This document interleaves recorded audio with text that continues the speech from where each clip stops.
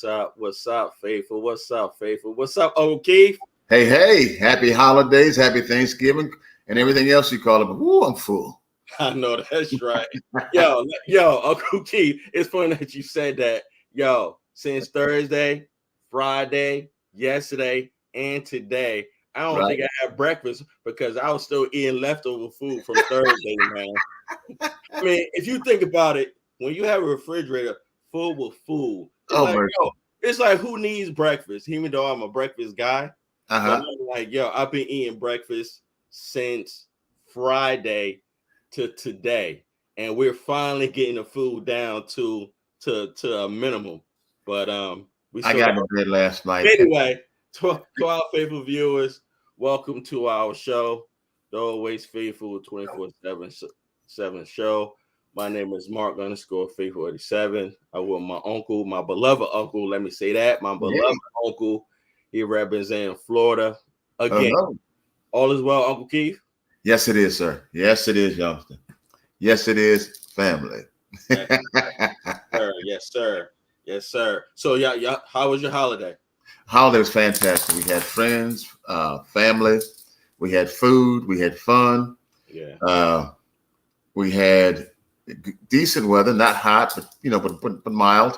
Right. And everybody's so very, very thankful. It's been a long couple of years, and this was a nice Thanksgiving for everybody to really get back together and get close again.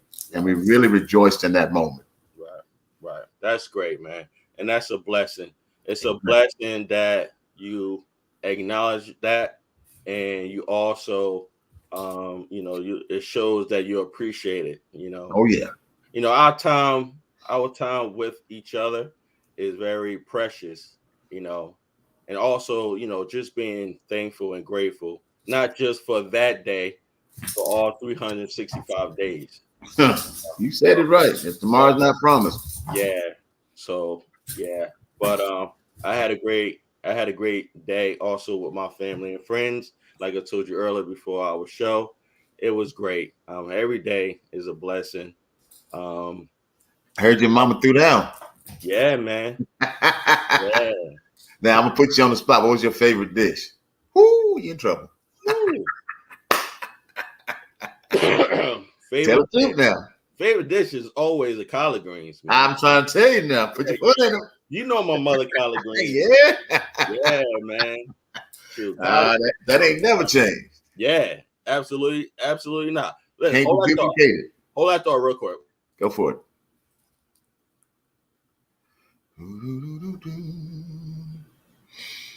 Hey, go bring the ball over here so we can play. What'd you do with the ball? Give me that. Oh, you gonna wait till I get on the podcast and we'll start playing with the doggone ball. Come here. Yeah. Oh, I'm sorry. No. I just got back. How about them Niners, Uncle Keith? How about them Niners? All of them. All 53. I'm trying to tell you. You know what? It's about the balance of life. The Niners have been like a family this year. They've had good times, bad times, and now they're starting to be able to pick each other up. And that's what this game was about. Right. Let's just pick each other up. The offense wasn't hitting on all cylinders, but the defense, good gracious. Yeah. The defense was like trying to get out of jail on the weekend. Yeah. Ain't happening. It wasn't going to happen at all. I agree. No matter who you call. And I'm telling you, as I was watching the game, and like Kyle Shanahan was saying a couple of days ago, and Jimmy Garoppolo, he was just on the presser before we went live. They both were saying that, and I'm paraphrasing, that the Saints was a team that they did not sleep on. They were saying, the Saints record at that time was 4-7, but they had a great defense. And I knew they was going to bring it. That's how the Saints are. That's how they wired. However, I was just concerned about the 49ers because we had a short week. We had a great win on Monday Night Football in Mexico City. They traveled back to Santa Clara Tuesday morning. And then you understand, like, traveling there, traveling back, that takes wear and tear on your body. I know. Then playing the game, coming back, then you fly back, and then you practice Wednesday, Thursday, and have a walkthrough on Friday. You understand what I'm saying? Then you get ready for Let me say this to you. One of the things we used to say in the Navy was, smooth seas is not a good sailor make. Sometimes you got to play through adversity. Yeah. And that's what this team showed is built for. Yeah. And like us when we started out tonight, when one side's not hitting, the other side can carry the other side. That the way the defense was playing inspired the offense to make the necessary plays to get it done. Right. It was, to me, one of the most balanced games we had all season. I agree. I like to complain about coaching and play calling and this and that, but this was a team effort, and I got nothing but respect for it. Yeah, I agree. When I was watching the game, honestly, like I said earlier, I mean, I knew what we was in for. Mm-hmm. You know what I'm saying? Against the team and also coming from out of the country. So with that said, what you were saying as far as the play calling, I ain't really had no issues with the play calling. It's just that, it seemed to me on offense, they played their pace. They played their pace that they wanted to play. Okay. And I will say, there was some plays that I would like to have back as far as like not executing. However, sometimes that comes from our player mistakes, or that also comes from the defense matching our effort. You follow what I'm saying? So yeah, what I said overall, the piggyback on what you were saying, I really don't have no issues with this game. Honestly, only issues I had with this game was against the officials. Oh, I seen some calls by the officials, Uncle Keith. Oh man, I seen maybe about 3 or 4 calls that was not good calls by the officials. Yeah. I'm talking about drive killing calls. Yeah. Yeah, I mean there were some questionable calls, and but you still have to play around that. Right. As much as I think officiating this year has gotten real ticky-tacky. Yeah. In a lot of different games. Yeah. It reminded me of something I saw earlier today. I saw a skunk chasing a cat. I'm telling you some real stuff now. The skunk must have been protecting her young. All I know, if he'd have caught that cat, it'd been a hell of a stink. That's what I'm trying to tell you. And that's how the officiating like to me. They just throw the flag just for no reason at all, and it was stinky calls. I didn't want to cuss, but I saw some very poor officiating. Hold on, let me. We can't get fined. Go ahead. No. I was gonna be funny about this question. I hope were you like far away, because we don't want you having. We went through that already. Don't tell all the business. Now we went through that already. Me and the dog have been through that already.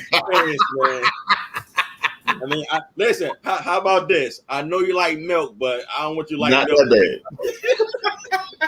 bad. Exactly. That's one of the worst days of our lives, man. But it was so funny. Exactly, man. I'm gonna tell you what. When that skunk that got us throw that tail up like this, and that hole got that big, with no place to run, man. It was no place to hide under the sun. We just got the full Monty. It was a long night. Wow. So with that said, let's start with Jimmy Garoppolo. Jimmy Garoppolo played well. He played really well in my book. He played contained to me. He played contained. He played a little bit contained to me. Jimmy didn't make any mistakes, but he didn't take any chances either. Right. And I respect him. Right. And to piggyback what you were saying, before they brought the interception back, because I seen that. And thank God they called pass interference on the other defender against Jennings. Yeah. Because when Jimmy had threw that interception, Uncle Keith, I was livid. But when they brought that back, and you could see in Jimmy's face, and I don't want to, how can I say it? I don't want to just assume. Yeah. He had that look like I messed up.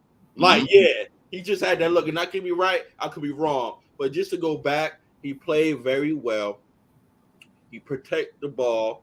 Thank God, like I was saying, that interception came back due to a pass interference on another wide receiver. You follow what I'm saying? It was a pick play. Huh? It was a pick play. Right. It was an over the top pick play, Right. and it's one that was done underneath, which caused the ball to go where it wasn't supposed to be going. Right. Had they played fairly, Jimmy wouldn't even got even close to an interception. Thank you, Miss Wilson. You got to remember something about the Saints. Yeah. They play dirty. Oh yeah. They dirty. Oh yeah.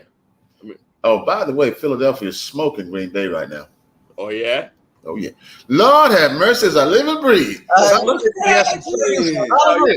Hey man, my bad, bro. I'm moving around, man. I just got back to the crib. Sorry, I'm late. Don't worry about it, bro. We made a plate for you. Yeah. Yeah. What's going down? What's going on, What's bro? up? How about them Niners, man? Man, bro, we got that dub, man. We got that dub. And that's what matters, right? Yeah, absolutely. Like I was telling Uncle Keith, even though I ain't said it, but I'm about to say it now. Whether we win pretty or ugly, long as we win. Oh yeah, hands down. You know what I'm saying? And You know what the greatest lies I ever heard was? What's up? Dirty money. Think about it. That's a win. You got some money in your hand. I don't care how dirty it is. It's a win. Yeah, exactly. The other great lie was it's yours. Yeah. Go ahead, Chris. Brad, we just freestyle tonight, bro. Okay, yeah. What have I missed? Honestly, we were just talking about in concise words regarding Jimmy G playing a really good game. He played a very good game. I was just telling Uncle Keith I was almost in his case regarding that he was interception. He was a little rocky today. Yeah, because I seen one play he overthrown McCaffrey. Yes. You know what? I'm gonna let that go. That go. But that interception, I was like, what is he doing? And then when they called it back for that pass interference on Jennings. We got lucky because that was a I don't know. That was one of them Jimmy gimmies. That's what we had. It was. But there were a couple of picks, defensive picks on that play too, that put people out of position. Yeah. They really were. I wonder what he saw, because it was just like, bro, that somebody's supposed to break differently or had a route restrict. Because I don't think Jimmy would have thrown the ball because that ball was in no man's land. Yeah, no, I mean it wasn't even close. The receiver closest to it was Ray. Right, I think so. But he was behind his He was behind his defender. Pick. Yeah. You feel what I'm saying? Because the way he threw it, Jimmy, that is, he threw it to him like he was the wide receiver. Yeah, no, for sure. Yeah, like he threw right to him, But again, like I was saying earlier, I'm glad it was called back based on another pass interference. Because I was telling, and I want to know what you guys think regarding this play. Because I wanted to yell at the TV, but I said I want to keep my composure, which I think about when Jimmy threw that pass to Ayuk, right?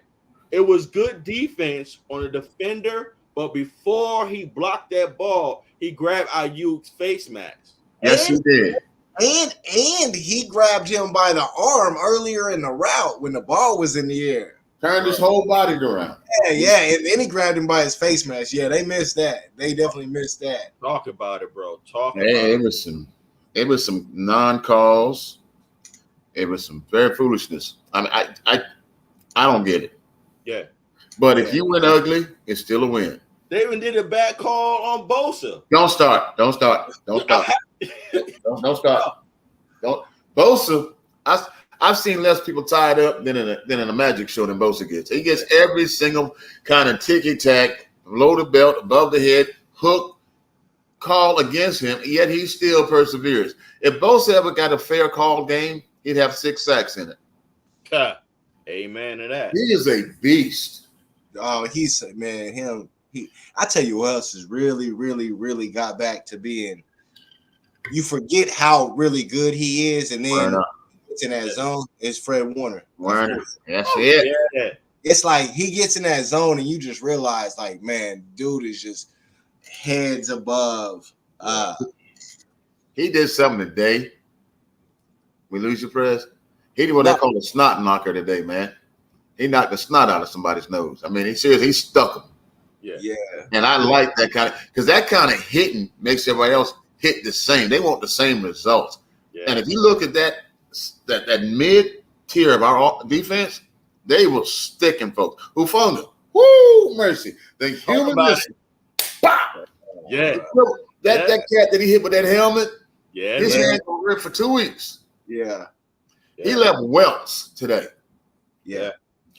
They was hitting and sticking, man. For real. They was not going to get outmanned or manhandled today. And I was so proud and respectful of that. Facts. And you know what's up, Prez and Uncle Keith? Hufunga is our leading tackler in today's game. He led with 9 total tackles. And then who comes after him is Fred. Yeah. Yeah, man. I mean, you had called it way earlier, man, and I definitely did not see it. Talk about it, bro. You were spot on, bro. And Hufunga, man, it's just like it's crazy. Yeah, you were absolutely. It's crazy what he's accomplished and turned into in such a very short amount of time. Oh, yeah. And he's highly touted. Like his name is now being thrown around. And and then it goes back to our scouting and our personnel and our development and what we have in this front office and what they are able to do with these players and forcing and exactly. It's a blessing, man. Exactly. Hey, what it do? It's up. What's good, man? Hey, man. What's going on, bro? I don't know if y'all can see this, man. Yeah, no, you got to move the other direction. Move to your right. Move to your right. Move to your right. To the right. Okay, yeah. Here. Yeah, there you go. The other way. No, the other way. The other way. Yeah, now switch. There you go. There you go. Yo, Paul, what up, bro? What up, Paul? What's up, guys? What's up, guys? What's going on, bro? What's up, fellas? Man, it was a good game, man. I don't feel like it's much to discuss in this game, to be honest with you guys. I love this game. Again, hey, yo, Jiz, we just freestyling, bro. Only for an hour. Yo, just speak with your thoughts of, man. Just speak your mind, bro. Yo, how was the frequency at the stadium, man? Huh? I said, how was the frequency at the stadium? It was good. It wasn't like it could have been. Like it wasn't lit like other games could have been. It wasn't like that. You think they was tired from Turkey Day? That's a little bit. That's gotta be. They didn't have enough jet fuel. Yeah. Yo, I like that Willis jersey, Paul. I see you, bro. Yeah. What's going on? Hey, yo, reason why I asked you is because I seen your post earlier. You said your section was lit. We were lit though over there. We was lit. Like we was getting everybody lit. Like the energy was there. But I'm talking about the overall energy for the game. It was like I think it wasn't like the normal game where everybody was lit. If you look around the whole stadium and everybody just like energy, just like Voltron, everybody's feeding off each other. It wasn't like that. It was our section was lit though. Like our section was going crazy. Like I think we might have been beneficial to the game the way we was in there and just talking about. And I feel like the team was feeding off the energy we were bringing in the crowd. What was that? Wasn't me. Okay. Yeah, I think his connection messing up because he froze. Hey, Jizzle, you froze on our end, so if you don't hear. I did, yeah. Shout out to my aunt. What's up, Aunt Beverly? 13. Oh, there. Yeah, 13. Nah, it's 13-7. Yeah. Oh, okay. Seattle lost today. No. The Rams, Seattle lost, the Rams lost, and the Cardinals lost. Yeah. All right. Lost. They just stopped Jalen Hurts on the third and one. Hey, yo, shout out to our brother Lawrence. What's up, Lawrence? Hey, yo, Prez, we talked about last Monday night. Yo, we can't worry about as long as we keep winning, we good. However, it is a plus when they lose. All three teams lost, which is good. I was like, yo, that's what's up. Shout out to Lawrence. What's up, bro? this is a wake up game because next week we got a real one. Yeah. Next week we got a real one. Yo, with all the emotion going on with Mostert and Wilson. Yeah. Wilson didn't really say too much that wasn't really out of bounds, but Mostert. But he waited till he got hurt to say it, though. It's like it doesn't have the same. It don't hit the same, bro. Right. You're hurt now, and now you trying to blame us for you being hurt. And why you sat out? We made you a captain, bro, and you chose to have season-ending injury when you could have played and helped us. And they paid him. You were a captain, bro. Yo, Chisel, talk about and they paid him. They paid him and they made him captain, yo.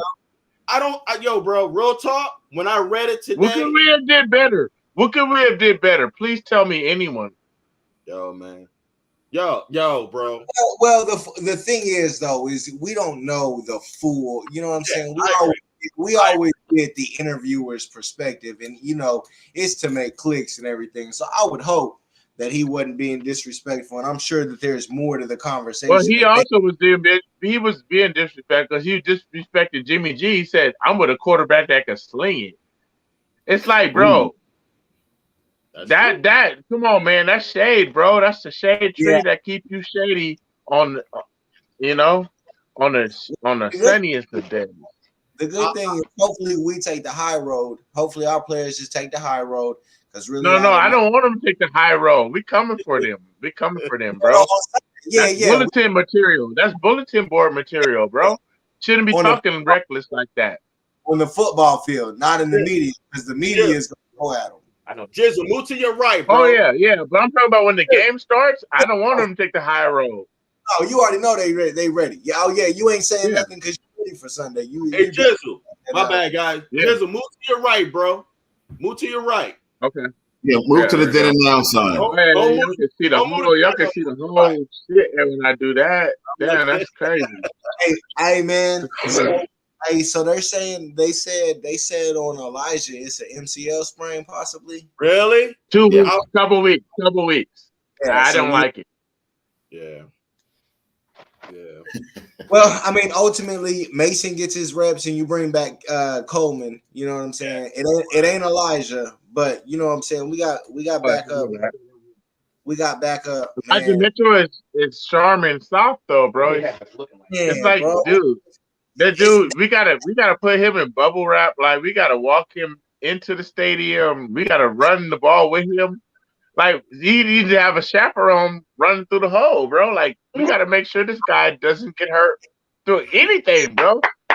Here's like, bro, you about to get out of your bed, bro. Don't roll over, bro. Just get out your bed. It's nice and soft. Did you say Charmin soft? Charmin soft, bro. Baby poop soft, bro. Like, this boy, his poop ain't even forming good, bro. He's that's how soft he is. His poop ain't even forming good, bro. It's baby poop. Oh my goodness. I think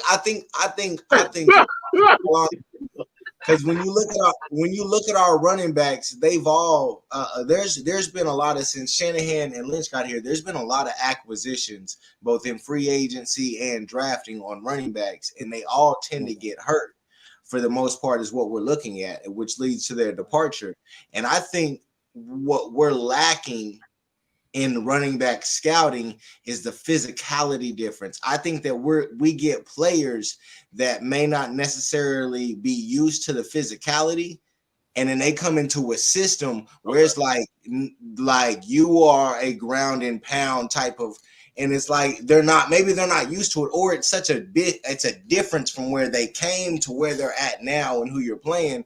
And so maybe it comes into it. I don't know, but we have horrible luck with running backs, man. Just like horrible.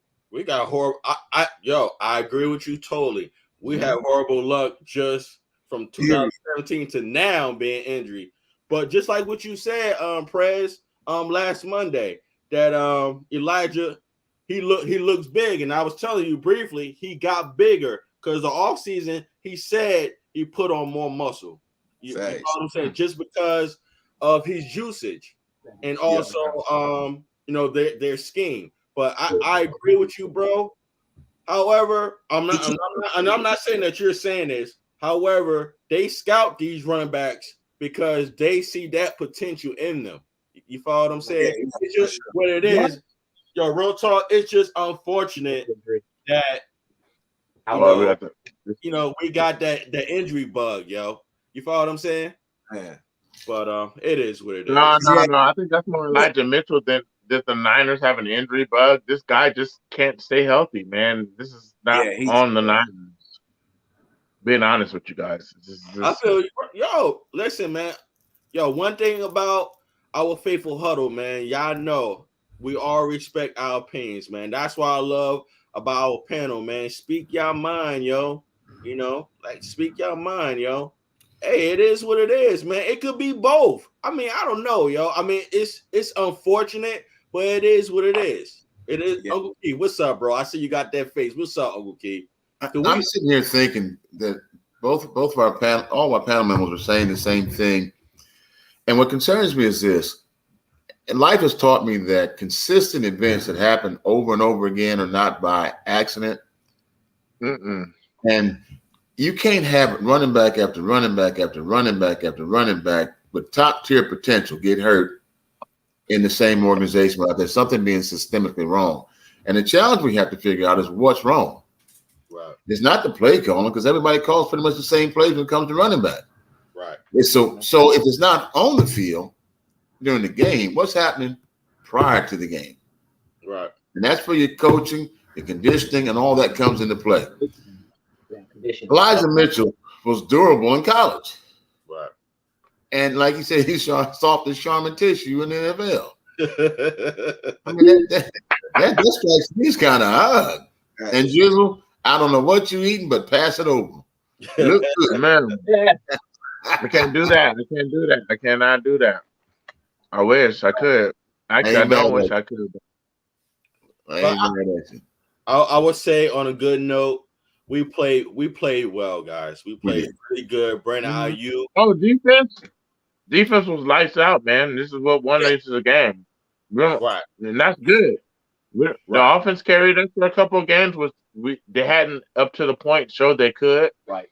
And now the defense showed, man, we could play shutout football for 3/4 of the game or more. What is that? 4 games straight or 3 games straight? 4 in the second half. 4 shutouts. I think they said we've gone 7 straight quarters. It's not shutouts. It's not shutouts, but damn near shutouts. Without touchdowns. Oh, shutouts. Yeah, shutouts in the second half. Yeah, no. Yeah. There we go. Yeah, I got you on that. Yeah. Okay. Well, no. What's up, Brad?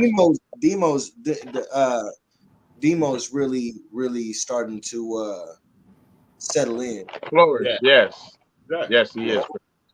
And so is Jimmy. Hey, and so is Jimmy. Jimmy Ward. Jimmy is starting to. He's still a target out there. You know what I'm saying? Which is what scares me. See, I think where we can potentially run into trouble with this defense as it is right now is if you come across a team with a third receiver that is that middle of the field, because then they can take advantage of Fred and Jimmy. Outside of that area, if Jimmy contains that, because 2 weeks ago he was a target. They were literally going after it. He hadn't played the position in a while, so understand it.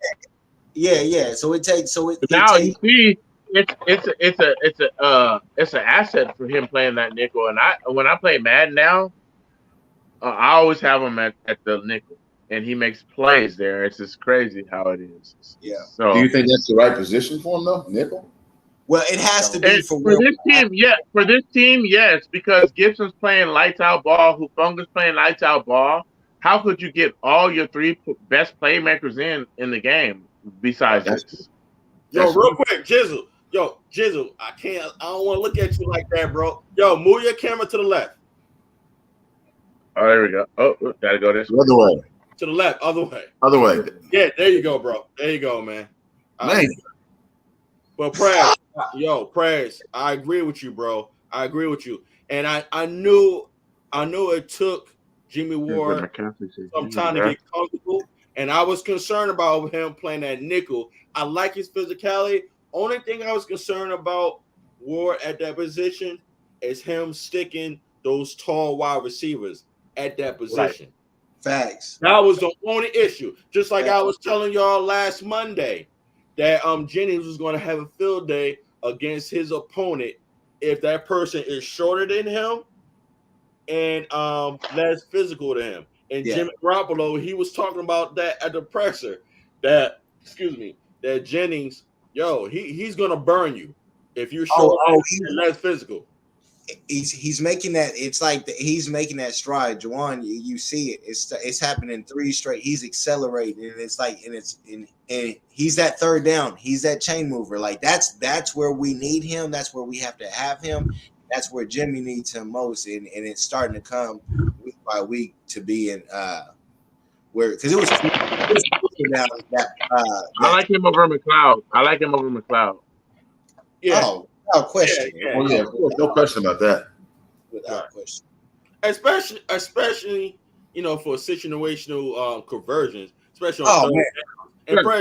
It could be short downs, and Juwan Jennings is going to win those short yards. McLeod needs to get a deep intermediate. Right. Well, that's what I'm saying about situational downs, on third down. Because our running backs, they average 4.6 yards per carry. So no doubt. Heads up, Green Bay just went ahead of Philly. 2 straight quick scores. Really? What's the score? I'm watching right now. 14-13. 14-13. Oh, they stopped Philly on a 4th down inside of Philly's territory. See, we're at the point. We're at the point where all of these teams that are in the lead right now and they're supposed playoff teams, you're at the point where all of these games are really about to start mattering. Everything is crucial and everything turns into this is what I've watched NFL my entire life, and with how horrible the Niners were for most of it before, and then from 2010 on to where we're at now, the success that we've seen in the losses, but the playoff experience, you understand, like, there is a difference in a team that has been there time and time and time again, you know what I'm saying, compared to that other team that's just there, it's just different. And so you're about to see these teams start folding. I agree. Just like Thanksgiving. We watched it Thanksgiving. Like Thanksgiving, five of the 6 teams that played are supposed playoff teams. And none of those teams, except for the Bills, and I'll give the Cowboys as an outlier as a chance to win a playoff game. None of those other teams right now are winning a playoff game. None of them. Right. And so it's just it's go time, and we've been here, and our quarterback's been here with this team, and our head coach has been here, and it's like it's time for these, because this stretch right here is real, because a couple fuck ups and we're in trouble. You know what I'm saying? Yeah.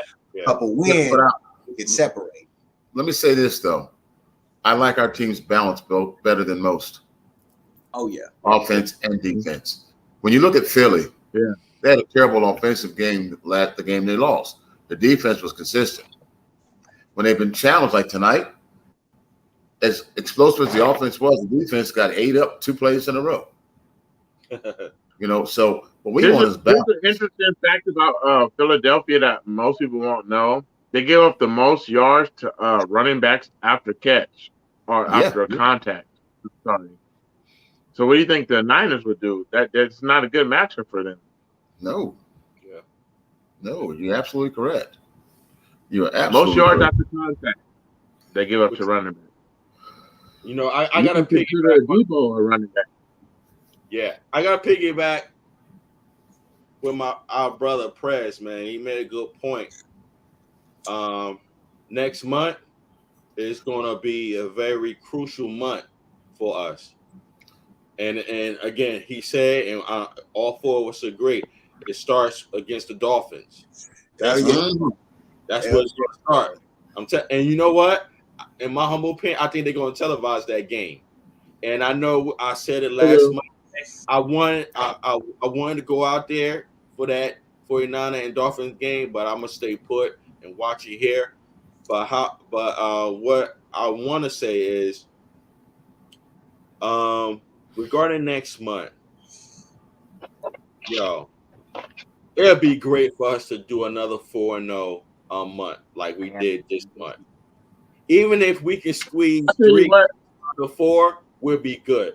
And I just say this real quick, and I want to piggyback on what Uncle Keith was saying. In regards to our offense and our defense, they showed us last year, our 49ers, whether we're a home advantage team or away, we can win away. Oh, yeah. You feel what I'm saying?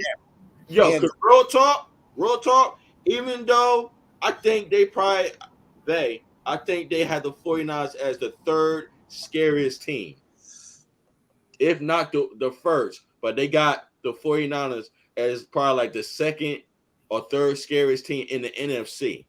I don't think Philly or Dallas wants to play us. They don't want to play us. I thought you were about to say in the NFL. We definitely nobody. I'll be honest with y'all. Nobody wants to play us. I keep it a buck, man. I keep it a buck. I feel like the Commanders are a bigger threat to us than the Eagles are. I know. I see your post. I see your post early, bro. Like I'll always. Let me. So I'll explain it all the way. Like real talk. Like so, their front seven rivals our front seven. They're really good defensive-minded team, and they can run the ball. They got a couple running back studs that can just run the ball, and that's what they're predicated on. Like they got Heineke or whatever, but they know they play the same way as us. They're Heineke and Garoppolo. They're making good plays right now, but you're hiding them in a sense. You're not trying to make them go out beyond the structure of your offense. You're hiding them within the structure or the confines of your offense. So. In that standpoint, they play the same kind of identity, but they have maybe even a better front seven than us if you really go through and look at that. You know what I mean? And so they're the ones that can be like a big.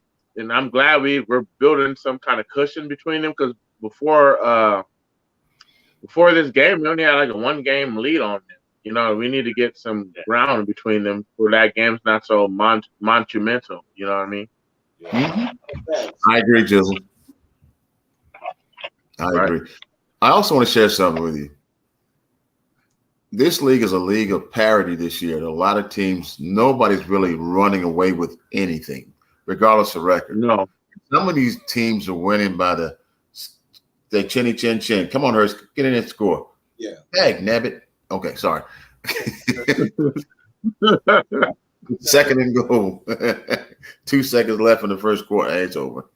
Anyhow, but I've never seen a league this evenly matched. Anybody can pretty much beat anybody. And the Commanders were written off the first 5 games of the season, weren't they?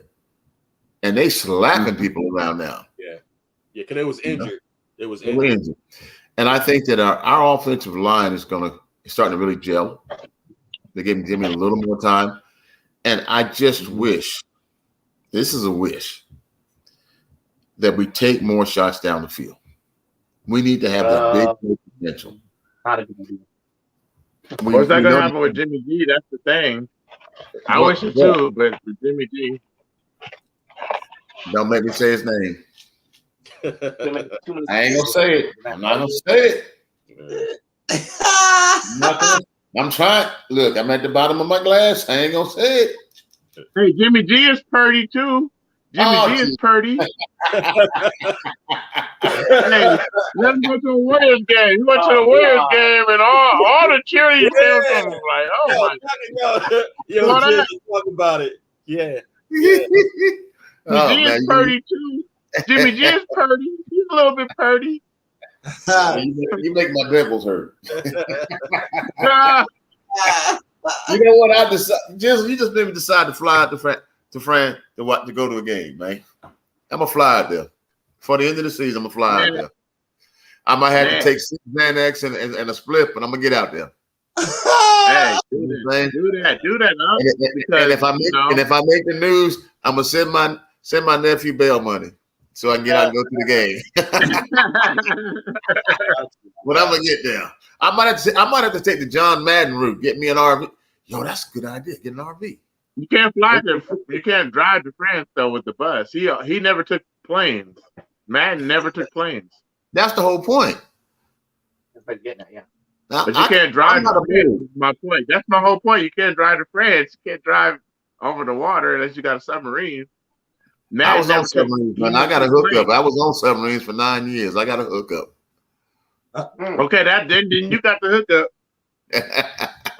Well, so I can't drive to San Francisco. No, that's the long drive. Yeah, no, in an RV, huh? In an RV, in any car. In any car. Thank you, Brad. In any car. What is that? What's that? I got a 10-day vacation. I like leave ahead of time. That's at least like 2 days, right? Well, that ain't nothing for a hill climber. I've been on this earth almost 60 years. No, 2 days. From Florida to San Francisco is like 4 days almost, bro. Okay. It's gonna be 3.5 nonstop. Like there's no, you know, you gotta have like a bottle. You pissing in a bottle. You just going through it, bro. You getting it in. Yeah. Let me ask you a question. What's up, Uncle Keith? I've been on this earth 60 years. You don't think I pissed in a bottle, a flower pot, a mailbox, everything I need to pee in? I done pissed on everything that can be pissed on. I think different. I think different if you weren't, Uncle. I think different if you wasn't. and I got to piss them in when I'm driving in my car. I ain't even got to slow down. Pissing in them hospital bedpans. Shoot, you got something to work with. Right. Yo, why are we talking about pee? Real quick. This game was nothing to talk about. This game's over. This game was nothing really solid, well balanced, off defensive control game. The defense picked up the offense. We got to respect that and build on it. This was a kind of ugly game, but we don't normally lose if we're not doing what we're supposed to do. We held it down and put it away. And like Mark said, Mark, and before preseason, you said the Saints game was the one that worried you the most because of how balanced they were. You said how balanced the Saints were. This game was going to worry us the most. When we were doing our predictions, and you were spot on. Spot on. Oh, yeah. At that time, he was right. At that time, he said it was right. But, you know, a lot of... damn. Chris Wall just came on the P-Talk. What's going on, Chris? Hey, Chris, thank you for your time and your support. Let us know what you thought of the game, Chris. We appreciate you, bro. Real quick, guys, real quick. I'm going to tell you what I think in regards to this game. 2 pivotal plays. Mm-hmm. One on offense and one on defense, real quick. The Jennings touchdown. Nice. When the defense blocked it and he still caught it on his way down, yo, that was a pivotal catch, man. That definitely should be a highlight on ESPN. Big play. That's a player making a play. Oh, that's great. That's great. That's great concentration and not giving up on the play, guys. Very pivotal. And 2 on defense, when it was 4th and 2, when Saints had the ball, yo, Bosa stepped up. Bosa made a pivotal sack. I'm telling you, I got a good question. I got a good question for all. Let's just say they had scored. No, you good, bro. You good, bro. Let's just say the Saints had scored a touchdown. And I think it probably would have been like maybe 3 minutes left. Yo, it would have been a ball game. Because the way we was playing, I'm going to use this word conservative, the way we was playing, to play safe and not to make a mistake. Yeah, they scored a touchdown. It would have been 13-7. You follow what I'm saying? What's up, Press? No, I said they would have had, if they would have scored, they would have had mostly all the momentum. Oh my God. Talk about it, bro. What's up, Jizzle? I got a question for all you guys. What do you guys think about the officiating in this game? Don't you think? Before you got on, you talking about that. It wasn't good. It wasn't good. So for us to win in the commanding fashion that we did, with the officiating being so shitty or you know, not good, you could look at that as a good sign too, in my opinion. That was 14 points worth of bad officiating to me. Thank you, Uncle. Hands down. And you know what? It's funny that you brought that up, Jizzle. Yo, and I don't want to go back to Monday, but I'm just going to say it regarding the officiating. There was a play last Monday night when we was in Mexico City. Debo had got his face mask grabbed. Facts. Right. Oh, I did see that. Yes. The screen. And they And it was obvious to me. His whole head went down. Exactly. And that's what I'm saying. Like, yo, man, this is officiating. They got to get with it, man. Because let me ask you a question. When you talk about officiating, when you see a play on a replay like that, everybody stands or otherwise should not be. Don't you think that's something that ought to be reviewable? Yeah. Oh, yeah. I agree. Oh, yeah. I agree. Because I don't understand why it's not, to be honest with you. Just know that as many times as it's gonna go in your favor, it could be the reason that you lose big shit. Exactly. I think you're right, Chris. Especially lose a timeout, yeah. But the way we get ref, though, that's not going to be our odds. We get ref bad all the time, so it's not going to be our odds that they reviewed something. Yeah, because those gets a flag on every play. Can tell every play like a newborn baby out the crib. Appreciate you, Chris. All right, Chris. Love that. Again, Chris, we, the Faithful Huddle, we appreciate your time and your support. Thank you, man. Appreciate you, bro. What's up, Brad? I'll say one thing about this, you know what I'm saying, is like I think this was a very subpar performance by our offense. I think but this is also, besides Tampa Bay coming up, outside of Tampa Bay, Miami. And the Commanders too, for like I just told you. You said Buccaneers coming up. Because of the defensive lines. Like so we just played a team that has a dominant defensive line. That's what makes the Saints good. Yes. And they've spent a lot of money and high draft picks building that line, a la we have. For years. Yeah, years. Like for years. Yeah. 100%. So most Sundays moving forward, we're not going to face, but that's what we're seeing. Like, so now, you know what I'm saying? The challenge is like, okay, how are we getting better against these better defensive lines? Because we got a couple of them coming up in the next few weeks, but then after that, you don't really play those dominant defensive lines. And so the thing that makes me nervous is how you beat up on a defensive line is having a dominant running game, and Elijah Mitchell being out was like our band-aid to keep Christian McCaffrey from overusing him. You know what I mean? And now that we lost that crutch, so to speak, it's like now what do we go to? Because they don't trust Jordan Mason to my knowledge or what I see, they don't trust him that much. You know what I mean? We lost Jeff Wilson. You know what I mean? Who we're gonna look at is that guy. Yeah, go ahead. No, you good. No, I was just saying who we're gonna look at is that second guy that can take the pounding and still be effective. And like, you know, I'm like Prez said it. I ain't mean to cut you off, Jizzle. That's on me. Prez said it. No, who was it? Who? Is either Tevin Coleman, based on his seniority. Tevin Coleman's still on the team? Yeah. He's on the practice squad. Right. Because if that is true, what Prez has said regarding Elijah MCL, and I hope it's not, but let's just say if it is, they're going to activate Tevin Coleman, hands down. Yeah. Over Jordan Mason. We may not want it. We may not like it. However, well, they may, as TDP, we don't know. TDP, what's up with him too? I was about to say that. What's up with him? You don't trust him at all? No, I think he's a third round pick. So the answer is, fellas, and I think it's why the answer is the offense is gonna have to pass the ball, man. That's what it's gonna have to be. Like, that's what, if you don't have that backup with Elijah, you know what I'm saying? Because you can't overuse McCaffrey. Like, and he already got some knee shit. They said so. Right. He got hurt too. Yeah. So it's like that's not necessarily an option. Right. Overusing. I think in no scenario, I don't care what it is, Shanahan cannot overuse McCaffrey, because not only do you have him now, you have him for the future, and you have his cap hits for the future. So it can't turn into where he's not playing type of shit. But I don't think it's a bad thing. I mean, I think they've been playing Mason more. And I like what I see from Mason when they play him. You know what I'm saying? He reminded me of Marshall Lynch. The way yeah.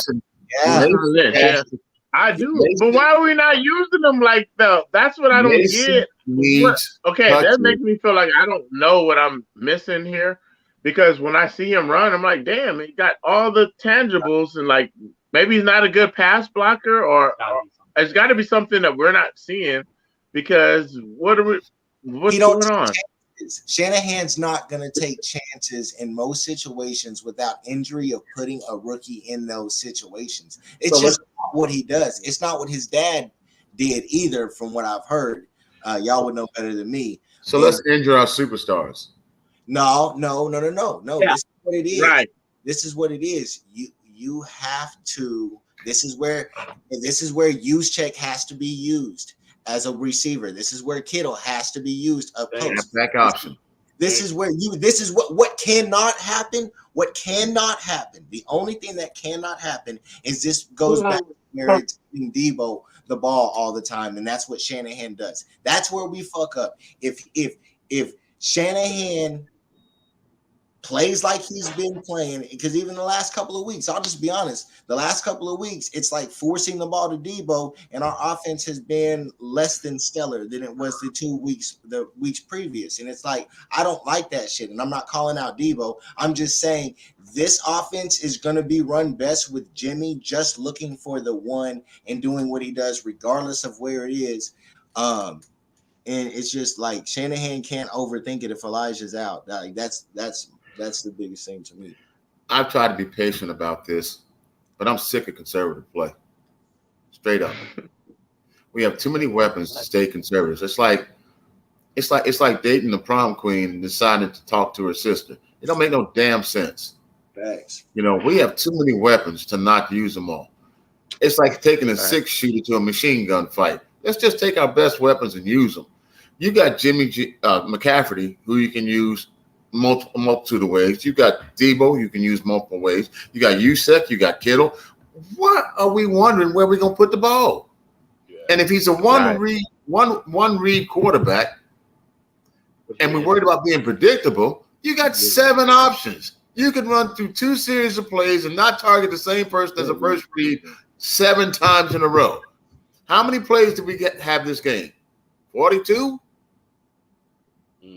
That's not, what I'm saying? You got 7, that's 6 plays a person. Wow. And any order you want to put it in. So we are not restricted by conservatism. That's how we choose it. We want to play safe. And playing safe gets you beat by a lesser team. But he ain't going to change it. Well, then at some point, we need to consider this. He should change. He should. Absolutely. No, we know. We all. Kyle Shanahan should change? Yes. If that is the restriction, you can't blame it on Jimmy G, because when you put him in a position where he can do what he does best, he executes. You can't blame it on McCaffrey. You can't blame it on Debo all the time, because he's being put in position by Shanahan. You can't blame it on Kittle. You can't blame it on Juszczyk, because every time he gets thrown to, he catches the ball. Facts. So why not use what you have? Oh, I 100% agree. It's what I said. At some point, I couldn't own that team. Fundamentally, Jimmy G can't throw the ball all over the field. Is the problem? Paul, I hear you, Paul. Hey, man. Go ahead, get on there real quick. You can talk to him. That's the beauty of everybody voicing their opinions, man. Listen, I hear what y'all saying. Hey, Paul, what's going on, player? What's up, Paul? Hey, Uncle Keith. No, I agree with you guys. The only thing, though, about what you're saying about opening up the offense or being more explosive or whatever, there's just certain areas of the football field that Jimmy G can't get the ball to. We know this. Thanks. So what are the explosive? I mean, the deep plays that you're asking more of, if we take those shots, they're just going to get picked. I mean, I don't. Yeah. Some of the conservative. So let me answer your question directly. Yeah. If you become predictable, you become beatable. That's step 1. Secondary thing is the previous plays to that attempt downfield, which we have hit, determine the outcome. Jimmy G, when you start playing because you have to do that, is when you get picked up. Amber alert. Sorry about that. I'll tell you one thing. I like when Kyle. I can tell you one thing. I like when Kyle went for what was it? 4-1? Yeah. I love it. And that's what I mean as far as being aggressive. You feel what I'm saying? Because I know some or many people are like, yo, he's not aggressive enough. But you know, he does show us when he can be aggressive. He's And getting. I was saying last time, you know, Oh no. the conservative part, I get it. Sometimes when it comes to Hell no. some will play the flow of the game, and some will play it safe. Like we was playing conservative. What the last? The entire second half. The entire second half. He came up. He came up off top. I think he went in. But that's Kyle, man. Like that is on Kyle. Like that's Kyle, where he has to. But I ain't want to cut you off, bro. I was just waiting for you. No, and also the Saints defense played good, man. No, hell yeah. They played good. They played good. They are good. Yeah, but I respect what y'all saying, guy. I really do, man. More times not. The thing is, we're figuring it out. We won 4 games straight in the month of November. I'm pretty sure. I'm okay with that. I agree. I believe that we can do it again in the month of December. We just got to start with the Dolphins. And with the Dolphins, you're going to need that quick strike capability that's out of sequence based upon spreading the ball around to all your assets. And I'm telling you, Jimmy G, you asked a question, Mark, and you asked a very smart question. It's not a matter of can he, it's will he. Because he's capable of making the damn throw. But you have to put it in the scheme to where he can do it and feel like he can make it. And he gets the ball to Kittle. He gets the ball to Usek. He gets the ball to Ray. He'll go downfield and get it in stride. He's made some long throws this season, but they're always as a result of other plays before that. You know who your quarterback is. But let me ask what you say, Uncle Keith. Uh-huh. I got Jimmy's back regarding he can do it. Jimmy is efficient. Yes. Just a consistent part. That's it. And this is just me. I observed the game very, very closely. And the faces I see on Kyle Shanahan's face doing certain plays, exactly, Uncle Keith. And I just be like, oh man, I would love to know what he's thinking. But again, guys, we're winning. Again, I said earlier, I know we would like to win pretty, but sometimes, guys, this is the NFL. Some of us have played football. We know what it's like. It ain't easy winning. I have. Let me tell you this. I'm a Jimmy G detractor, but I'm happy for what I'm getting from Jimmy G right now. I don't know what anybody else is feeling. I'm very happy because basically we looked at it as one little thing, like, hey, and I did too. I'll be honest with you. I keep it 100 bands on this. Like, we needed to upgrade our quarterback situation, but there's also an adage that if you just upgrade the weapons around your quarterback, maybe you don't got a quarterback problem at all. Maybe you just, you upgrade the weapons to where, you know what I mean? Every game he's shooting with the AK and the AR, and they shoot with pea shooters like the dude on Harlem Nights. You know what I mean? So who's gonna win that war? Who's winning that war? And I'm shooting ARs, grenades, and AKs, and you got the fucking little pea shooter. Boom, boom, boom, boom. You know what I mean? You know what, Jizzle? I said it earlier to Uncle Key. Like, Jimmy played a really good game. For us, the first half, to pass 28 times and to rush it 13 times, he did well. He did well. He's falling right into script on how we can win the Super Bowl, guys. And I want to be here when we all win the Super Bowl, all of us. And I really believe this could happen. And I'm not really Jimmy G's not the problem right now. You know what I mean? If we don't win, to be honest with you, it goes back to what Uncle Keith says. It's Kyle Shanahan, bro. It's like, bro, you got everything now. There's no more excuses for Kyle Shanahan anymore. We're making excuses for Kyle Shanahan inadvertently, not knowing that we are. There's no more excuses. Even Jimmy G. If you want to use him as an excuse, you kept him here this whole time, brother.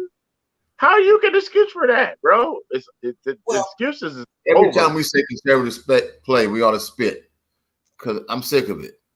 We don't have a conservative team. We don't have a conservative team. No, we should be like the Chiefs. We got just as many weapons as them. Just so I can hug you. But y'all know. Care Bear stare, baby.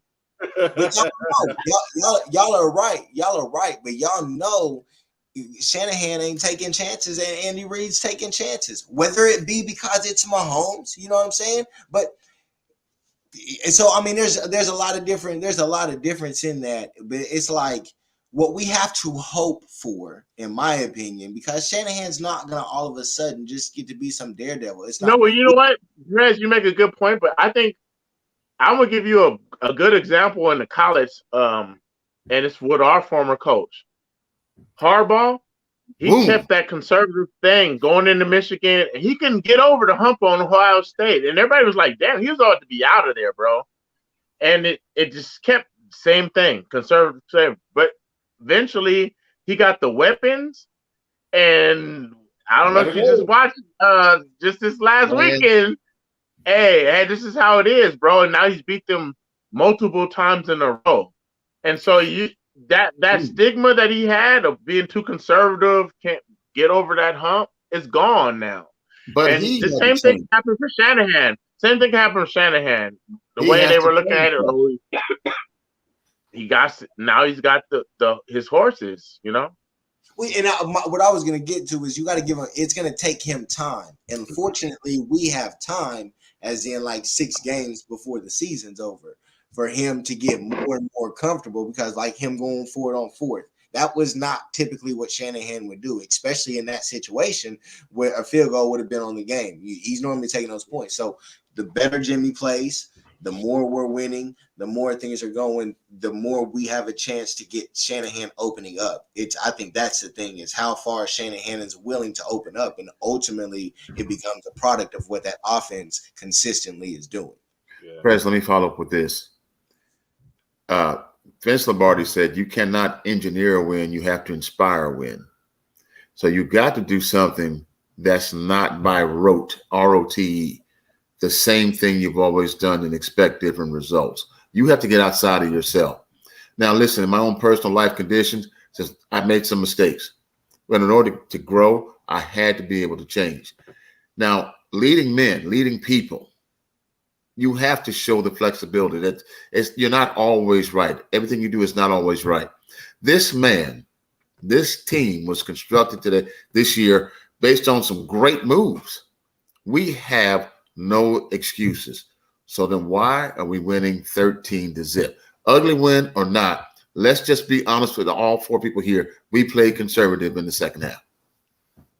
Oh, yeah. I don't even care how I win, bro. As long as I win, to be honest with you guys, I get that. Different in that way. Can't complain about the play calling and say I'm okay with playing conservative.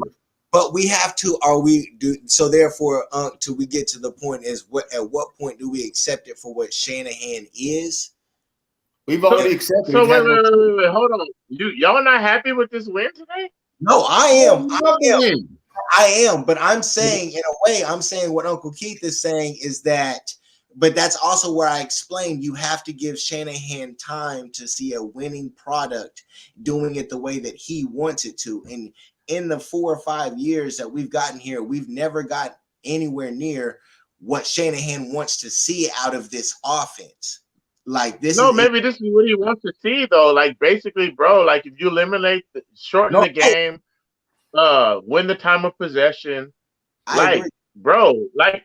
Is there a way we have to win that we're style points and that matters, bro? Versus like, damn, every win gets us closer to our ultimate goal of winning a championship, winning that 6. You know, no, I'm not. I'm just asking a question. Like, you know, let me ask you a question. I like defensive games. I like winning like these shortened games. I don't feel like the offense always has to do it. Like, as long as we win. You know what I mean? Like, hey, man, we played the Saints today, man. They're Saints, they're sinners. But as like Michael Singletary said, I want winners. Yes, sir. Boom. I don't care as long as we win. Oh yeah, I'm happy with the win. I'm happy because we have to take it in stride with what it is. But there is places like what that offense put out in the playoffs. That version of our offense, we are one and done in the playoffs. Like, nah, I wouldn't say that. Now, I think that ain't gonna fly against the Chiefs. I'll give you that, Prez. It ain't gonna fly against the Chiefs. No way.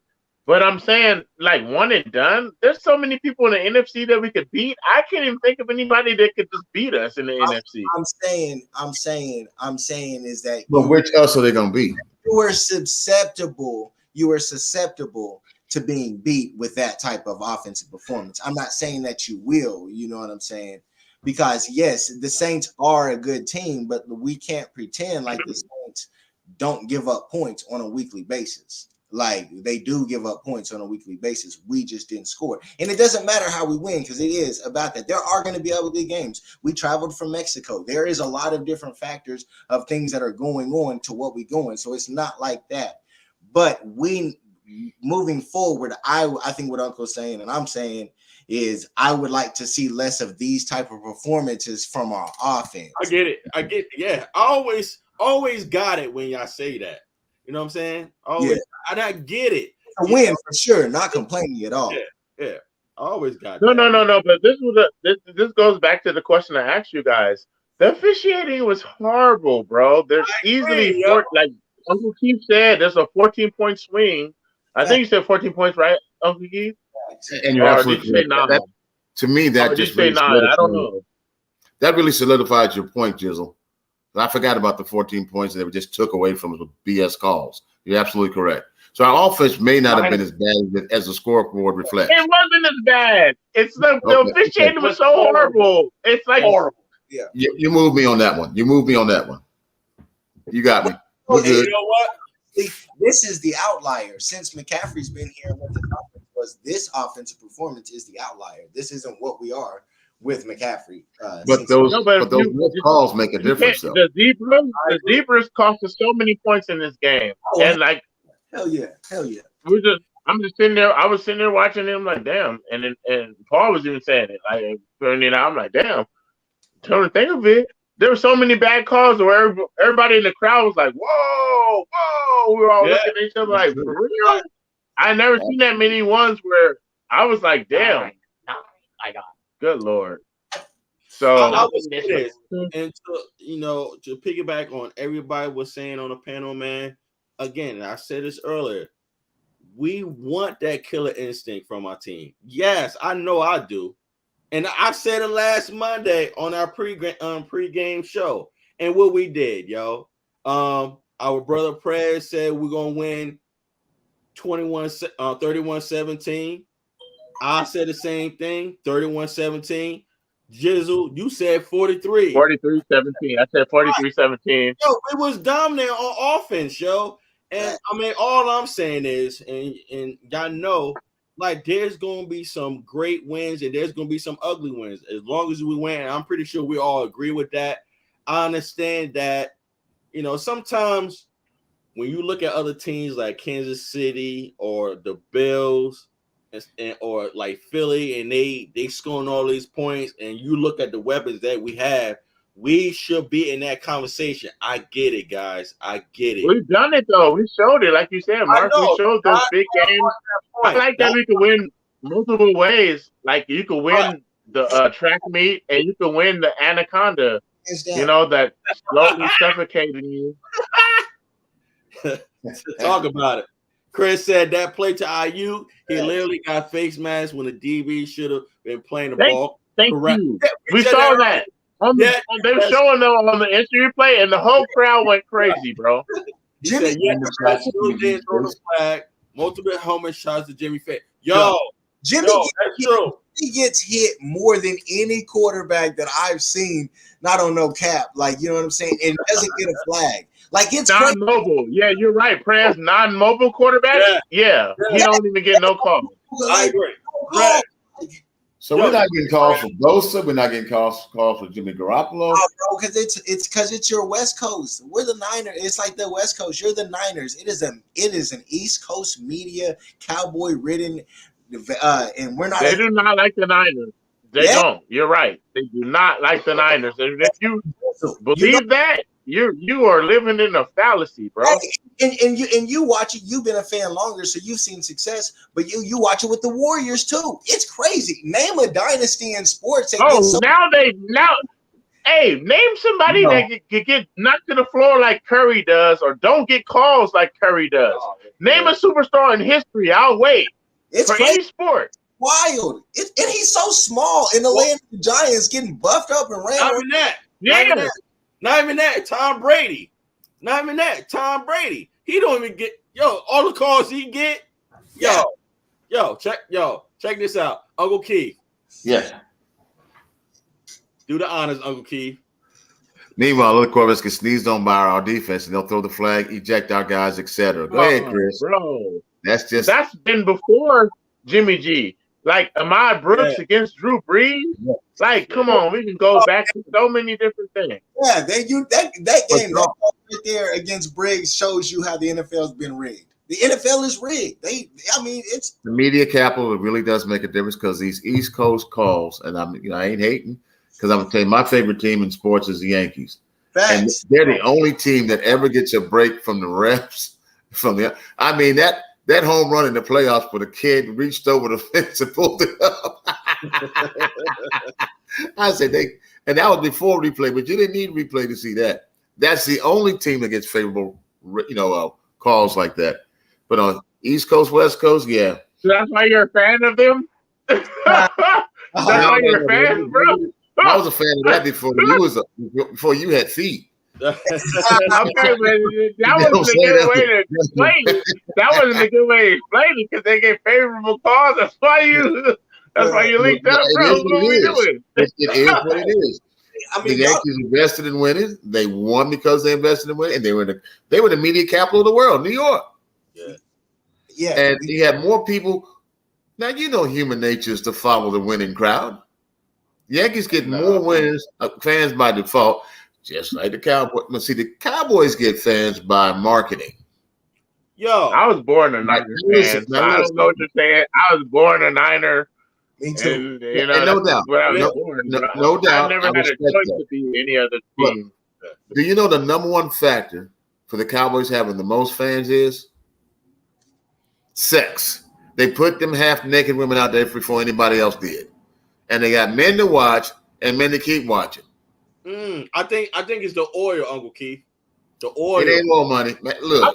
I think when the movie Brokeback Mountain came out, though, that gave it a lot of they gave him a lot more fans, bro. I think that's what did it, bro. Like when Brokeback Mountain came out, bro, they were like, "Damn, this is Cowboys too." And then they was like, that horse riding harder, and they probably go to the bar and see how long they can stay on that robot horse, bro. Like and they gonna take their horse to the Old Town Road and ride like they can't no more. No. Like they can't no more, bro. Like I'm gonna stay on this horse as long as I can, bro. Just like you went from knocking on the door to blowing it down with a bazooka. That was cold, bro. Hey. No, Chris is on it. Those Cowboys in the mouth. Take my horse to the Old Town Road. I'm done. I am so done. But what's up, P? What up, P? What's going on, P? P1. Bang, bang. We got that dog. But Uncle Keith, real talk. Yeah. I think it's the wealth in Texas. Nope. I think it's the oil. You got more Cowboy fans outside of Texas than you do in Texas. That's a fact. That is a fact. That came from aggressive marketing and putting boobies and butt on the screen. More men became Cowboy fans because they looked at them women. I'm telling you, man, I was there when they first put them out. I'm trying to tell you. You ain't never seen that on Sunday night. Women went crazy. But because they had clean All-American, you know what that means? Looks. Men watched. And when men watched, women watched. Because men control the remote control. Okay. We're talking about 30 years ago. I feel you, Uncle Keith. Listen. Now, money gives you marketing. I will say that because Jerry Jones is a masterful marketer. Where I was gonna go, it comes down to some point. There's nobody that's gonna pay more than Jerry Jones would be to expose his brand. Nobody. Except for Steinbrenner. Yeah, exactly. Yo, P. Ward said, "I'm in Saints territory. It's quiet outside." Yeah, I love it. I love that, bro. Take your dog for a walk or something, bro. Yeah. Hey, yo, love it. P. Ward, been that you listen. Before I ask our panel, let me ask you, bro. Out of these 4 games coming up in December, do you think we're gonna go 4-0 again for the month of December? And I'm gonna start with you, Uncle Keith. Uncle Keith, being that we play the Dolphins, the Buccaneers, the Sea Chickens, and the Commanders, what do you think about the month of December? You think we'll be 4-0, 3-1, 2-2? What's up, Uncle Keith? We're 7-4 now, and if we go 2-2, we'll be 9-6. With 2 games to play.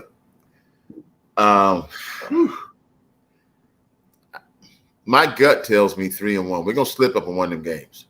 If we don't become consistent in our identity, either defensively or offensively.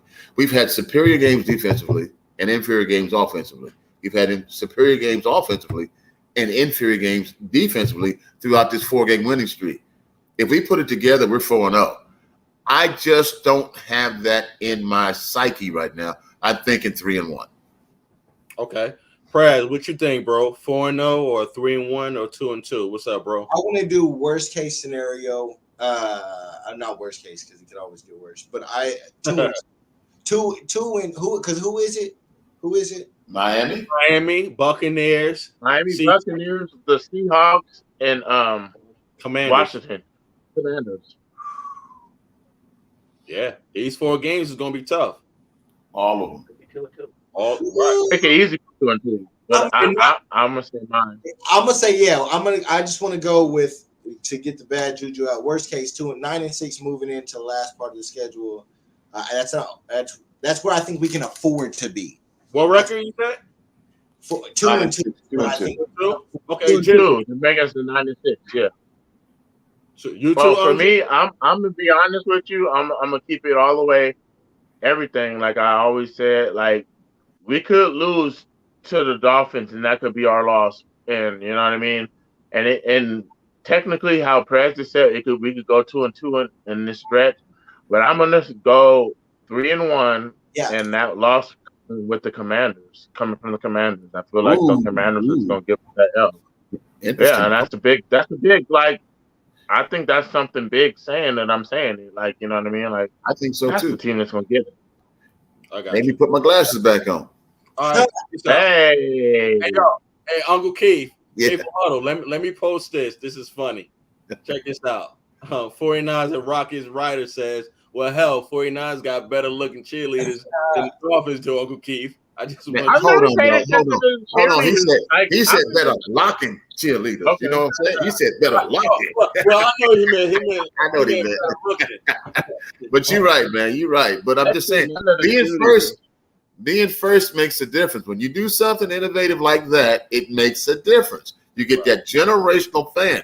We got Cowboy diehard fans here in Florida, Alabama, Georgia, North Carolina. You know they in Jersey. Yeah. Yeah. And when the last time they actually won something? Jimmy Johnson had loose hair? Mm-hmm. Come on now. I would say this. Shout out to Chris. Chris says, agree, 3-1 definitely could be the Commanders. I would say this, guys. I will say I really want 4-0. I really do. But I'm going to say 3-1 because I'm a mindful person. And I know these 4 teams that we're going to play next month, they also fighting to get in the playoffs.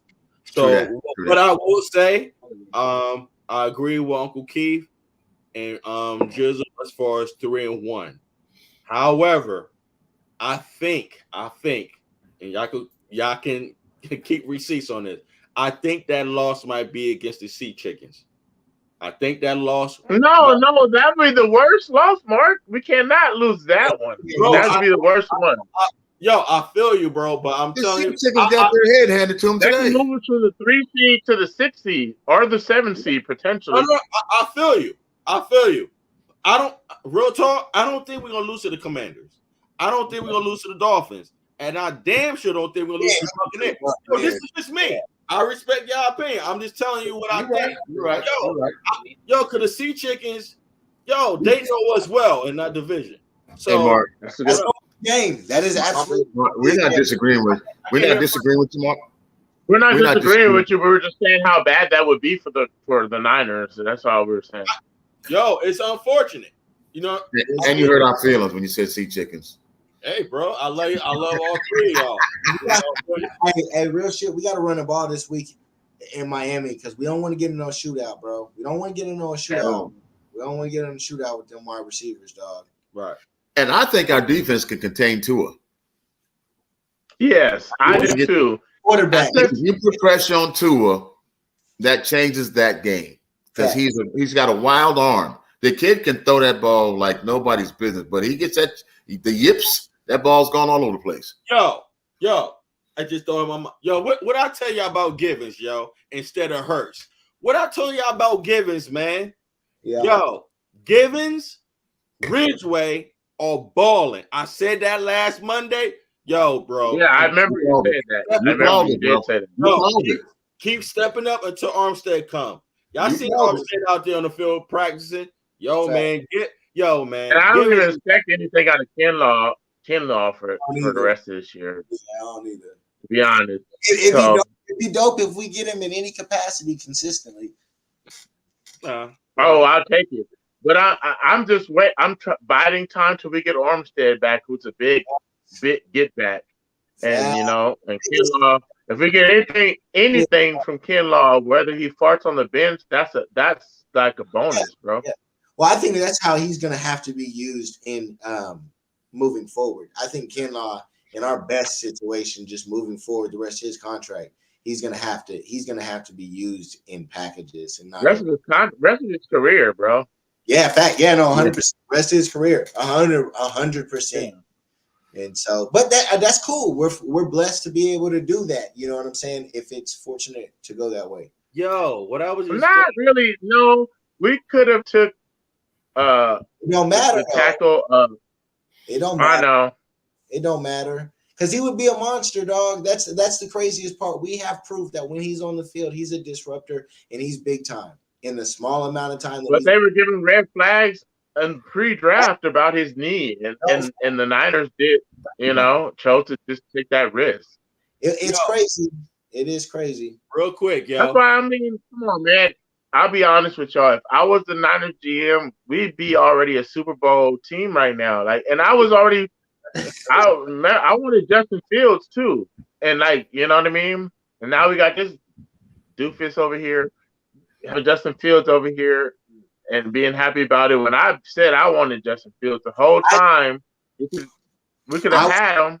Yeah, I thought we'd be a Super Bowl contenders right now, bro. We're the best team in the league.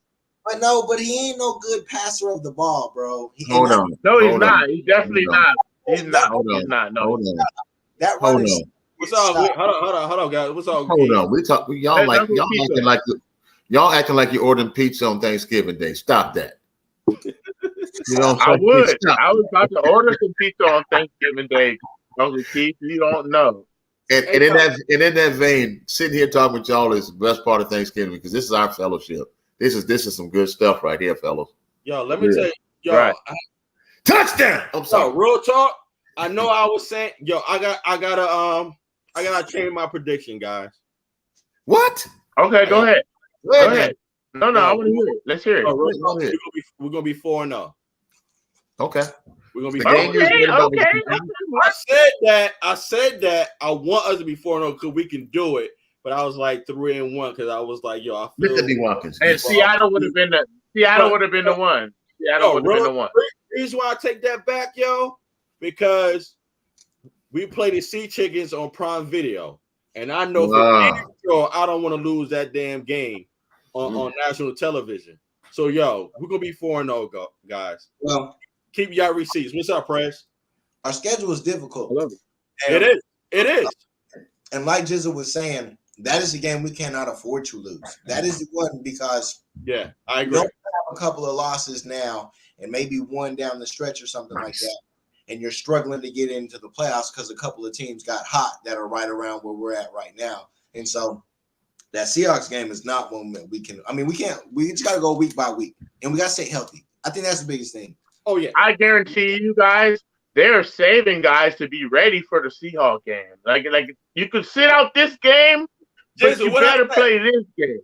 What I said last Monday, Jizzle. That's what I said, yo. That's a good call, I Mark. know. Good I get call. you. That's why I like the way you change your because if you say the Seahawks are the one, so if I thought like you and the Seahawks was the ones with my biggest worry, I would say we're going 4-0 because we're not losing now. Facts. Like that's how I'm thinking about it. That makes it a smart change. The Seahawks was my biggest loss. That was our biggest potential of a loss. Yeah. Then I would say we're going 4-0. Like in my case, I think Dolphins are either Buccaneers are, but I more say the Commanders. I meant not Buccaneers, Commanders. I'm sorry. Yeah. Dolphins are Commanders, and I just don't see. I don't really see the Dolphins being able, like you guys say. I think we're going to be. There's a way for us to contain Tua. He's not Mahomes. Mahomes will always find a way to beat you deep. Yeah. You know, or test the rules of your defense. In the middle too. He beat you in the middle too. In the middle too. He tests all your rules. If you play cover 3, he's gonna break the rules of your cover 3. If you play cover 4, if you notice about Kelsey, my bad, Jizzle. If you notice about Kelsey, he always defended by a shorter opponent. Because Kelsey is also physical too. My bad. Was that no? Do you think, Pray? I expect to kind of go back. You know, this game is going to be very much about Kyle Shanahan versus Mike McDaniel. No doubt. And their history. Hey guys, Kyle Shanahan always dominates his proteges. Look how he does McVay and LaFleur from the Green Bay. Both of those are proteges. Talk about it, bro. Hey, but with that, I'm gonna talk about it right now, real quick. If he knows what you do, he makes a game plan for you like Belichick would do, like to all his proteges. Like it's like, it's like, bro, it's like some of these there's proteges and then there's proteges. There's extensions of you, and he's not a protege. He is Kyle Shanahan, bro. Oh yeah, but no. Yeah, Brad. Still, there's predecessors too.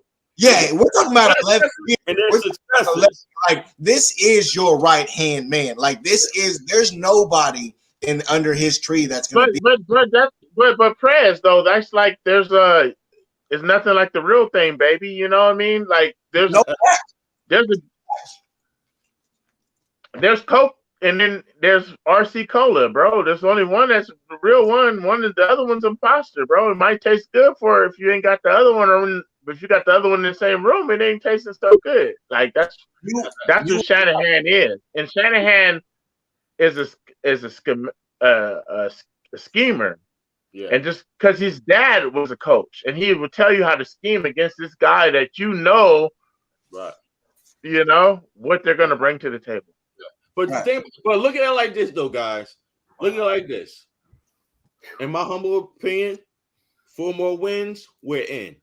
Remember I said last Monday, if we can get at least 11 wins, well, God willing, we're in. God willing, we're in. You follow what I'm saying? I agree. Because those last 2 games regarding the Raiders and the Cardinals, we may not need those games. We may not need. You feel what I'm saying? Well, if we could win out for the month of December, in my opinion, we're in. That's 11 and 4. I think we can win out. There's being in, and there's having your easiest path. And I feel you, but okay, bro, my bad, bro. Just more so down the line of I don't foresee us getting in any situation this year where we can afford at the end of the season for these games not to matter. Yeah, and that's why I said that's why I said earlier, Prez, regarding our team with the weapons that we have. Yes, I get it. We want to win pretty, but the team that we have, we're mentally tough. Facts. It's just that we gotta within the playoffs, whether we're home or away, we're gonna be fine mentally. It's just that day of the game, we gotta play consistent, not efficient. We gotta play efficiently during that game, and that is the goal. Period, yo. Games like these are just as important as the blowouts. And you know what? I remember you said this months ago. If Jimmy G wins the Super Bowl this season, and you said this, bro, and I'm paraphrasing, yo, it will be the greatest story you've read ever. You remember you said that? Yeah, absolutely. I just said this, and I was talking about this. I always remember what y'all say. We're talking about. I agree too. I agree it would be, but at the same time, we'll be still going with another quarterback next year. For sure, you'd be going with Trey Lance more than likely without Jimmy Garoppolo. I do see a world where San Francisco could pay Jimmy to be the No. Okay, so let me explain what I'm gonna say though. To be honest with you, if Jimmy wins the Super Bowl, the Niners would be stupid to not try to keep him on. To be honest with you, I know. I don't even like Jimmy G, but I'm trying to tell you, he's going to have a better option. He's just going to leave us because we already chose Lance over him. He ain't gonna. I think that's how it's going to work out. So he's just going to bounce, and so we're going to be. I don't want to say stuck with Lance because that was the plan from the get go. You know what I mean? And so you go back to your plan. To be honest with you, and you think, and I will say, I am going to be honest. Jimmy G winning the Super Bowl here and actually being a part of it, like going through the playoffs and being some of the reason we do it, not per se what it is said about him now in the playoffs, but he'd be able to flip the script. Yeah. I think there's a very realistic chance that Trey Lance is then traded. Only because I said realistic chance. I didn't say it would be. I say only because now you're in a situation where you're one more year left on that man's rookie contract, and then he's getting paid hugely. Trey Lance is getting paid hugely, whereas Jimmy wouldn't be. It's going to be very hard. How do you win a Super Bowl if he is a reason in the playoffs? I'm saying a Jimmy G that comes down and wins that. That's not the biggest problem with what you just said, though. How in the hell do you pay Trey Lance? You can't. We're talking about a dude. We're talking about a dude that hasn't played in on a rookie contract as the quarterback. You could easily trade Trey Lance. Exactly. No. Why would you though? When you traded 3 first-round picks effectively, so because you're gonna if you do that, you just admit that you're an idiot. Though am I lucked into a Super Bowl? No, but I'm getting rid of that guy that helped me win the Super Bowl. And I'm a moron. I traded 3 first-round picks, I'm just getting rid of that. Let me say this. Do I think that Kyle Shanahan, personally, if we win a Super Bowl and Jimmy Garoppolo is a reason we win the Super Bowl, do I think that he's trading Trey Lance? I do not. I said it's a possibility. I didn't say that's what I thought. But I am saying that because if you were to trade him, you're getting picks back. You're getting at least 1 first-rounder. God. You're getting at least 1 first-rounder back for Trey Lance. I don't think you get a first-rounder. I don't think you get a first-rounder for Trey Lance unproven like this, bro. No, I don't know. I don't know, but I'm saying no, you won't. No, you won't. I'm telling you, you won't. You won't. You won't get a first-rounder. You may get picks, but it ain't gonna be a first-rounder when he hasn't proven nothing, bro. I mean, and I'm a Trey Lance big-time fan, bro. If you were not, if that was the case. No, you might want to consider that right now. no. You're saying if you were the Buccaneers and you had like the 28th or 29th If pick, I was anyone, if I was any team, I would not trade a first rounder for Trey Lance. As a GM of the Buccaneers who has a quarterback that is Nope. specific. Nope. That's like saying James Wiseman. You think the Warriors could get a first round pick back for him? Nah, bro, you missed too much time and you're not developed yet. We haven't seen nothing. Nothing's been shown, bro. You wouldn't give up Trey Lance has started 3 games, bro. 3.5 games. You're telling me you wouldn't give up a 28 pick. You wouldn't give up as a GM, because as the Tampa Bay Buccaneers manager, if I have Tom Brady and he's about to be out the door, I'm giving up the 28th or 29th pick for Trey. I'd rather just pay Jimmy Garoppolo and take him from the Niners, bro. To be honest with you, hey Jimmy G, hey bro, you succeeded Tom Brady once. You about to come do it again, man. I'm gonna pay you this money, and I'd rather do that and get a sure thing. There's no one trade a first rounder. There's no one doubting whether Trey Lance at this point is going to be a successful quarterback in the NFL. Is he going to be a healthy one? That's the question about Trey Lance. It's never going to be about, is he going to be as successful? He's too bright. We've seen him play on the field. He's got the build and everything. No, I believe in him. That's not what I'm trying to say. I'm not saying like his value is a sunken cost fallacy basically now. So like the Niners, us investing in him, they're investing in him because they've risked so much they have to invest in him. It's sunken cost fallacy. So you're going to keep investing more and more to not say that you took a loss. That's sunken cost fallacy, right? 101 right there. So it's not about that. And I do believe in Trey Lance. I do believe he can be good. I know you do. But everything that's there right now, that's here, is unknown, and we could only go by what we know, and we don't know anything about it, and no one's going to give you anything. No, for sure. You absolutely could be right. You absolutely could be right. This is what I think, guys. I feel what both of y'all saying. Yo, it will be a great problem to have. It would be if Jimmy was to win the Super Bowl. It'd be a great problem to have. This is what I think. If they sign Jimmy, I would have a problem with it. Hell no. Absolutely. As far as Trey Lance, I won't worry about that yet because he got 2 more years. I think he got 4 years with us, right? He got 2 more years. So the only thing is, I would rather pay Jimmy than let somebody else go. You feel what I'm saying? Like Jimmy Ward and other players like that on defense. Because all the draft picks that we got, I think we got like 8 or 9 draft picks. We could restructure and resurface with players during the draft. So it would be a great problem to have if we was to win the Super Bowl with Jimmy. But we'll see.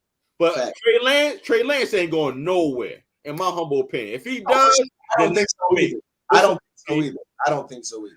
What's up, Mookie? Jimmy is a conundrum. We're having to go through all kinds of betwixt and between and gyrations just to figure out where he fits and how he fits. Okay? Let's just be honest. If we had a gunslinger coming here with the talent we have right now, this conversation would be a non-starter. So that's the basic premise of what we need to talk about. Why should we make exceptions and a game manager and scheme around his inabilities and consider that no matter what he wins, we'll be doing this. We'll have the same conversation, and this time next season.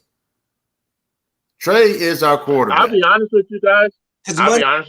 Like, Jimmy G started off really slow this year, and I know, he has reasons to. He was playing football by himself on the sidelines. You know what I mean? Yeah, right. Wasn't doing any of the real plays and stuff. Crazy. But here's the thing I want to say. Here's the thing I want to say. Haven't said that. Trey Lance started off slow, but I believe if he never got hurt, I think he'd be right doing what Jimmy G's doing, or probably a little bit better or more, if not better, with a higher ceiling right now, because he would have been right there, like, catching his stride. You know what I mean? You think we have and Trey didn't get hurt? Huh? I think. What do you think? What? Do y'all think we would have CMC if Trey doesn't get hurt? No, that's no hard to no. I think Trey Lance should have hand off that damn ball. Period. Bottom line. He was supposed to. He was supposed to. He wouldn't have got hurt. He wouldn't have got hurt. I know. I'm just. Yeah. That's what I'm saying. Like if he handed off that ball like he was supposed to, you know what I'm saying? That was the play. That's what the play called. Yeah. If you look at the film, because I was mad at Shanahan before I looked at the film. It's a standard read option play where he should have handed it off. You know, when the DN didn't crash. The DN didn't crash. So, DN crashed. On my bad. I'm sorry. He did crash. And so you're supposed to hand it off for an easy gain to the Debo, who was in the backfield at this moment. Right. But you know what, guys? We're in a good position, guys. Oh yeah, we really are. We're in a good position because along with that, they've shown us, and Uncle Keith, you said it earlier, they've shown us we could win any way, shape, or form. And that's what you have. That's what I just said. We got something we ain't seen before this weekend. Guaranteed. We ain't seen nothing like our defense is not faced with what we're about to do this weekend. Not saying they won't do good or anything like that. I'm just saying, bruh, I am telling you, Mike McDaniel believes that he can walk in here and blow us out. Of course. I mean, but I don't think he does. I don't think he thinks that.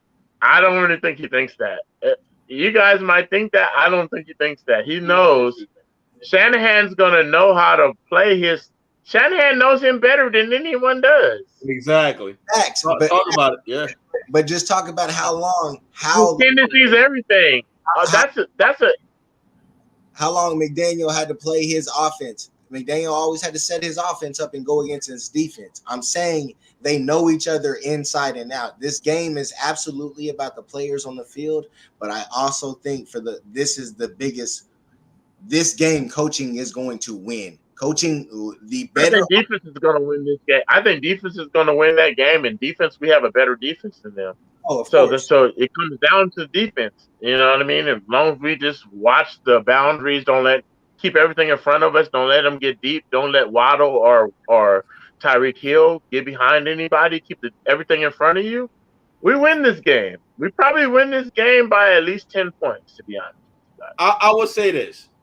To our faithful Huddle, and especially you, Prez, you had mentioned something as far as the 49ers not really seeing an offense. And I think I know what you're talking about. I would say this in response to you, bro. If our defense, I'm going to start with them. If our defense can get off the field better than what we had portrayed against the Chiefs, because I really wanted that damn game, but unfortunately we lost. But if we can get off the field faster against the Dolphins, we'll be in good shape. Yeah, we've said many times, there's going to come a time, and I said this to you too, my beloved uncle, there's going to come a time our offense is going to have to carry the defense. It's going to come a time. Now hold on a minute. Hold on. They did it last game. They just did it last game. Exactly. Before this game. But I'm talking about my bad, Brad. I'm talking about the weaponry that Miami has. Yeah, I look at the Chiefs in Miami. You feel what I'm saying? No, they're not on that. No. Miami's not even on the Chiefs. No. I know. I wasn't there, bro. I was just saying that I'm looking at Miami as far as like very creative with that talent. But they're not even on the Chiefs. Like Andy Reid shits on McDaniels as a play caller. The Chiefs shit on the Miami Dolphins as the offense. It's like not even the same. It's apples and applesauce. What's up, Brad? It ain't about that per se, respectfully to what y'all are saying, because we're talking about two route technicians. You're talking about Waddle and you're talking about Tyreek Hill. And what they're going to do, unless Travarius shadows Tyreek Hill, all you have to do is set somebody opposite of you take Tyreek on Lenore, and you have Waddle in the slot against Jimmy Ward. Jimmy Ward is about to get carved up. Period. There's nothing that can happen. There's nothing that can happen. But hey, Prez, you think they're dumb enough to shadow Jimmy Ward? What one of the number one receivers? They're not going to shadow him. They just put him. Who's going to? Who's going to? He's always no. You shelf him. You don't even play him. You don't even play him unless they have regular nickel guy there. We're not number 3 receiver there. We're not gonna act like Jimmy Ward is not the weak link in our pass defense. Period. No. I'm trying to tell you. I play Womack against him, coach. This is what I'm trying to tell you. Now, if you're saying I'm not gonna do that. I'm not gonna shadow him against a number 1 receiver. When you put a number 1 receiver like one of them in there, well, I'm gonna go Womack at my number 3, bro, and that's how I'm gonna do that. So you're saying you're taking Jimmy Ward off the field? No. Oh, off top. Yes, I am, bro. Actually, I like it, man. Second down. That's cool. Third down. Yeah. Well, okay. The point of whose position? Okay, if you take Jimmy Ward out, respectfully, yep. I just said I put Womack in, bro, because against so it's working. No. So let me preface it. I preface this real quick and say the way. Jimmy Ward being in at slot has actually helped our defense because it's given us an extra 3 safety look where it's cheating. I do the same thing in Madden. I put Jimmy Ward in my slot corner, and it gives you that extra guy, and you don't lose anything. That's only until you play somebody that has a real slot. You play somebody that's hitting you with 3 receivers. Thank you. That was going to be the next thing I say. Hey, if you hit me with 3 receivers, I gotta adjust. Life is all about adjustments, bro. You know what I mean? If you hit me with something, bro, I gotta hit you with something else, bro. And so that's what I'm talking about. Okay, I think we're forgetting one element that Ward brings is physicality than Womack. That's why I like to have him at the nickel. Yes, but you cannot if you're playing somebody if he was playing Cooper Kupp primarily or somebody that's a beast in the slot, hey man, it's time to rethink that. It's not just don't go in there with a preconceived notion on hey. That goes back to coaching. It goes back to coaching. How many times have you said Jimmy Ward's been playing out of position this season, Perez? But how many times have you said it? Say it, Fred.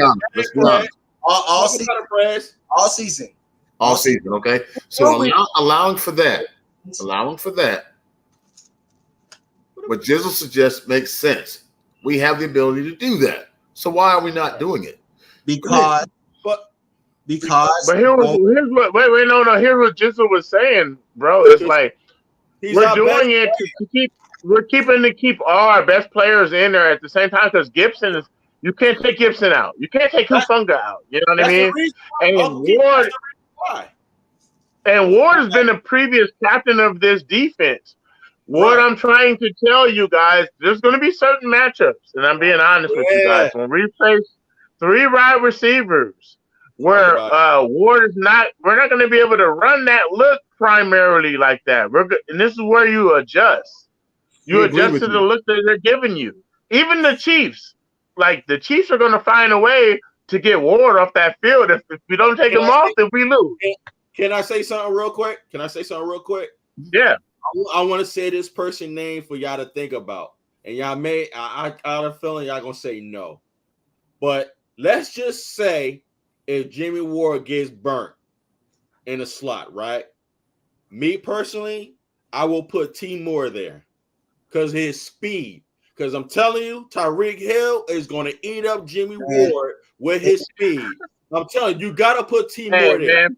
Hey, Mark, if if we're playing Madden, bro, you didn't say my guy, bro. Like, man, that's my guy. You saw me. Paul saw me today take like 2 user picks with this dude. I do this. Hey, Mark. That's why I'm surprised Prez didn't say it, because I know Timor is your guy. Because we're literally talking about 2 of the top 7 route runners in the league that we're about to go up against. And our corner opposite of off of C Ward and our nickel right now, that is not their strong suit. That is not their strong I'll be honest with you guys. If Timor got put in the slot, he's gonna get cooked, bro. I'll be honest, and that's my guy, bro. I'll be honest with you. Put him in the slide, he's gonna get cooked, bro. Over hard, over easy, but it's gonna be easy, bro. It's gonna be easy. Over hard, over easy. How you like your egg, bro? I like your egg. Real talk. You know what Timor's problem is? He needs to tackle better. That's it. That's it. No, but he can't cover. He can't cover no slot. He can't cover a receiver. Manned up, or even in match coverage. He can't even do it in match coverage. You gotta come up. That's how I use Tavares more, is I come off my coverage and his speed let you just play 2 coverages by doing that. You come off the coverage, your assigned coverage, because every coverage has a responsibility, and you just use the speed. But he cannot guard a receiver in the slot. It's not happening. P. Warrior's got it. Mixing coverages and packages with Ward and Womack. And that goes right back to the principal argument here. We're way ahead of ourselves in the season, but it still comes down to adjustments. We've been saying that since preseason. We will be able to make the necessary adjustments at the necessary times. Right. And quite frankly, we started off sloppy the first half of this season by not making adjustments. We started making adjustments. We started winning. Right. I love all of y'all, but I'm on my second hour. I'm about to get off too, guys. Yeah, but because this game over here is a shootout. 20-27. I'm gonna check it out myself. Real Eagles. Philly is. Real quick, guys. What's your final thoughts? And we're gonna head out. My final thoughts is a win is a win is a win is a win. Yes, sir. And if I had to predict things that we need to deal with, it would be in-game adjustments. We've all been saying it indirectly and directly. Right. And Prez, just like Jizzle, if you can't pass, don't puff. And Jizzle, if you can't chew and pass, don't chew and pass. But no, y'all, love all of y'all. Happy Thanksgiving. Happy holidays to everybody. Yes, sir. Hey, my final thought. My final thought is I think we're gonna win the Super Bowl, and like the way we analyze this game, I just feel like it's a good thing that how we can win different ways, bro. The defense almost pushed a shutout this game, and then you know what I mean, and the offense didn't do much, you know what I mean. But the offense carried us the last game, so we're showing we can win multiple ways since we got Christian McCaffrey. So this is going right. You know, and I think we're the most dangerous team in the league. No doubt. I agree. Prez, what you got, bro? What you got before we man, just hope for good injury front news, man, from our dudes. Ooh, that's the big point. Yeah, I gotta check out the presses too because I didn't listen to all of them. I would say this as always, man. I know it sounds cliche, but it's the truth. It's always been the truth for all 32 teams. Trust the preparation and execute your preparation. Plain and simple, man.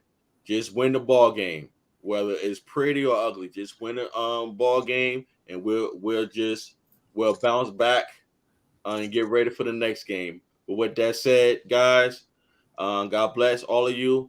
To all our viewers, we thank you for your time and your support. Please continue on checking us out. I got again, guys. We're gonna be out of here, guys. All right. All right, Jim. All right, guys. Bang, bang. Yes, sir. Yes, sir. Yes, sir. Yes, sir.